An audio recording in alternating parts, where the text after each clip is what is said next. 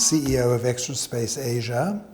Extra Space was founded 13 years ago in Singapore, and over the past 13 years we've grown to become the largest, most dominant self-storage operator throughout Asia. Today we have almost 50 self-storage facilities across 6 countries: Korea, Japan, Taiwan, Hong Kong, Malaysia, and Singapore. We intend to continue growing our footprint. We will be adding facilities in the countries we're in. We will also expand into countries that we're not in yet. The self-storage industry is still relatively new in Asia. It's much more developed in other parts of the world, and it's always amazing how often we hear from potential storers when they come in. They walk in and they say, "Wow, this is really clean, this is really nice, this is really secure." The storers just love the 24/7 access that they have. We appeal to individuals, to families, and to businesses. We provide non-air conditioned storage. We provide climate controlled self-storage, which comes with air conditioners, dehumidifiers. We have wine storage, wine tasting rooms, and executive storage. It's an industry that now is the time that it is needed. And I think especially when we consider what's happened over the last 3 months throughout the world, not just in Singapore, where people are working from home, they're finding out that they've got too much stuff at home. They need some space, and that means they need extra space. So we're there to work with our potential customers, listen to their needs, and provide them what they want so that at home they can live a far more peaceful, relaxed, less cluttered lifestyle. We, right in the beginning, implemented a lot of procedures, both for our customers and our employees, by taking temperatures, putting out hand sanitizer, keeping safe distancing, having a safe entry, for instance. When the circuit breaker was announced, it really hit home that we had to do something urgent and quick, because as a company, like many companies, we'd never operated a business not being in the business from a distance. So all of a sudden we realized that a lot of our employees didn't have laptops. We can say work from home, but what are they going to work on? We ran around buying laptops, getting all of our employees set up so that they were able to work from home. Right prior to doing that, we'd actually split the office into 2. So we took half of the head office employees, we kept them in the head office, and the other half worked out of a separate location. And when we were set up, everybody had to work from home. And full credit to all of our employees in the company that everybody was very responsible. I was a little panicked in the beginning because I thought everything was going to fall behind.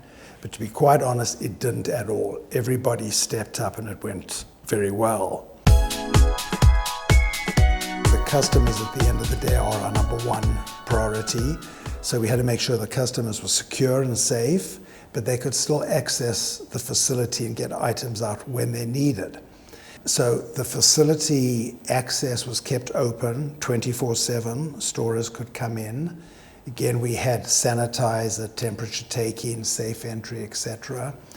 We also requested storers to spend no longer than 30 minutes in the facility, preferably to come alone. Don't come with a whole family or with friends. Just come, take what you need or put what you need in and leave.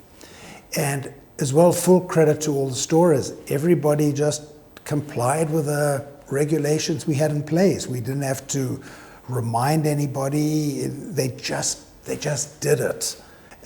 We've changed the operating hours of the staff in the facilities, so we have staggered working hours. We will continue with that for the foreseeable future anyway. The head office staff are still predominantly working from home. If they have to come to the office for a certain reason, they can come, but we try and encourage them to work from home. And while we speak, we're totally rebuilding our whole office as well, so that we can bring extra space to our employees so that everybody is working with at least 2 meters distance between every employee. So it's not something that you just turn on and turn off. It's something that we're learning every day, how we can improve, what we can do better to protect our customers and our employees.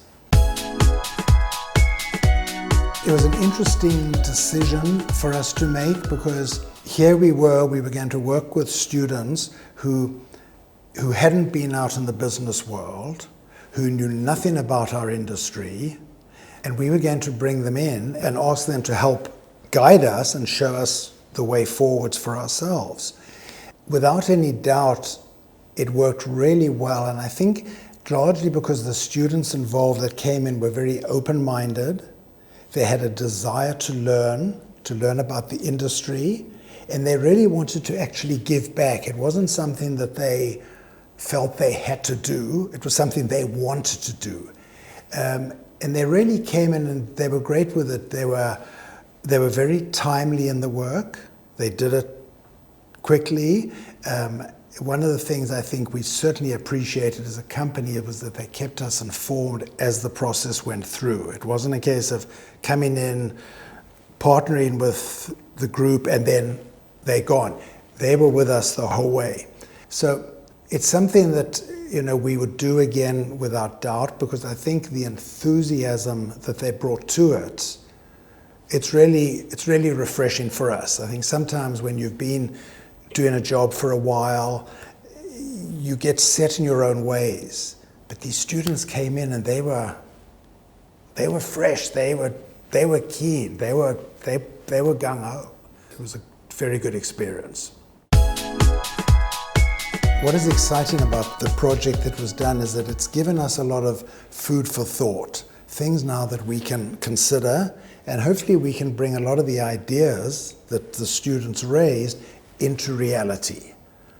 Just getting ideas and sits on paperwork doesn't do any good. You've got to do something with those. So that's what we're working on now, and I think there were some really good ideas they came up with. They helped us with developing an app.